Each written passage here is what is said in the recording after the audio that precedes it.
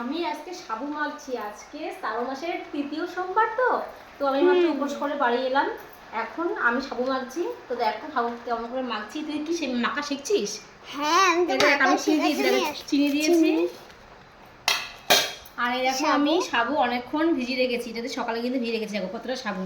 Wow, পুরো জলটা শুকিয়ে গেছে। হ্যাঁ, এবার এই যে সাবু নিয়ে নিলাম। মানে পুরো দেবা নাকি?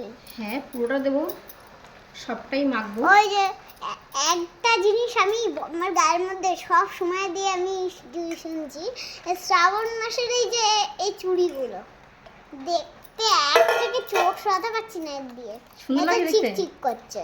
আর এই দেখো এখানে আছে কিন্তু নারকেল কি কোড়া, নারকেল কোড়া পুরো দিয়ে দেবা, তাই তো? এখান থেকে নিয়ে দিয়ে দিচ্ছে। এরকম ভাবে কিন্তু তোমরাও মাখাতে পারো। হ্যাঁ, সুন্দর করে টেস্টি করে। খেতে খুব মিষ্টি লাগবে। তারপরে কিন্তু দিয়ে দেবো কিন্তু এর মধ্যে কি বলতো, এই যে কলা দিয়ে দেবো। সবকিছু দিয়ে মাখাবো, তাই তো? সব কিছু দেবো। তাহলে এই শ্রাবণ মাসে আমি কিন্তু আজকে সারাদিনই মানে কোনো অন্ন খাবো না। অন্য মানে মানে কোনো উপোস করেছিলাম। হ্যাঁ হ্যাঁ, মানে কোনো শস্য জাতীয়, পঞ্চশস্য যাকে বলে, মানে যেগুলো শিব ঠাকুর খায় সেগুলো খায়। হ্যাঁ একদম। এই দেখো আমি কিন্তু আরও একটা কলা নিয়ে নিলাম। দেখার মতো কটা কলা? দুটো না, এই দেন, দুটো কলা আছে এর মধ্যে। আর একটা কলা। মানে তোমাকে একটা জিনিস বুঝাতে পারবো না, মানে কলার সেন্টটা এত আসছে, কলার স্মেলটা সুন্দর আসছে। হ্যাঁ। আর ছিল দুটো বাতাসা, দিয়ে দিলাম কিন্তু বাতাসাগুলো। ঠিক আছে, এরপর কিন্তু এটা আমি কিন্তু ভালো করে মাখবো। এই যে কলাগুলো কিন্তু ভেঙে নিলাম। এর মধ্যে কিন্তু আমি মানে গত সোমবার দই দিয়েছিলাম। এই সোমবার তো আমার কাছে সেভাবে দইটা নেই, তো এই জন্য দই দিতে পারছি না। প্রচণ্ড গরম লাগছে। আর আমার কিন্তু ক্যামেরার পেছনে বুঝতেই পারছো কে আছে, যার গলার আওয়াজ শুনতে পাচ্ছ, আমার নতুন সদস্য, মানে আমাদের নতুন পুচকে সদস্য। এই দেখো, তো এইভাবে মাখবো এখন।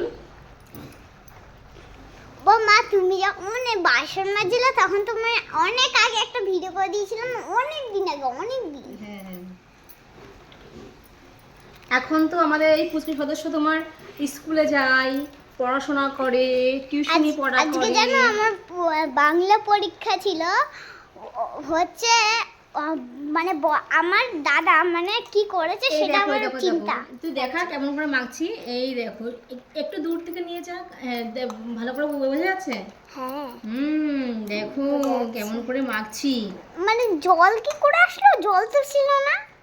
এটা যখন চিনি দিয়েছে তখন এর ভিতরে জলটা ঝরে পড়ে, মানে জলটা গলে, মানে চিনিটা গলে গেছে, ওর জন্য জলটা।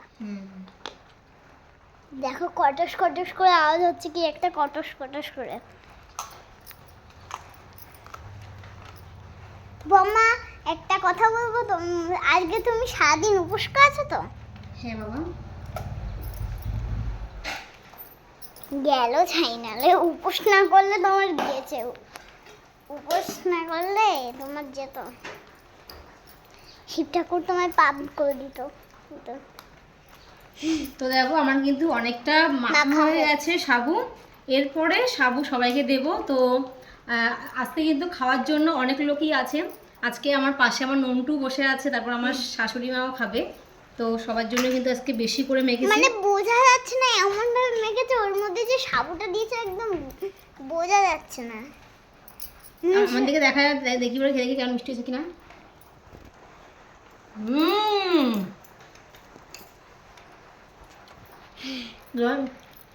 তো টাটা।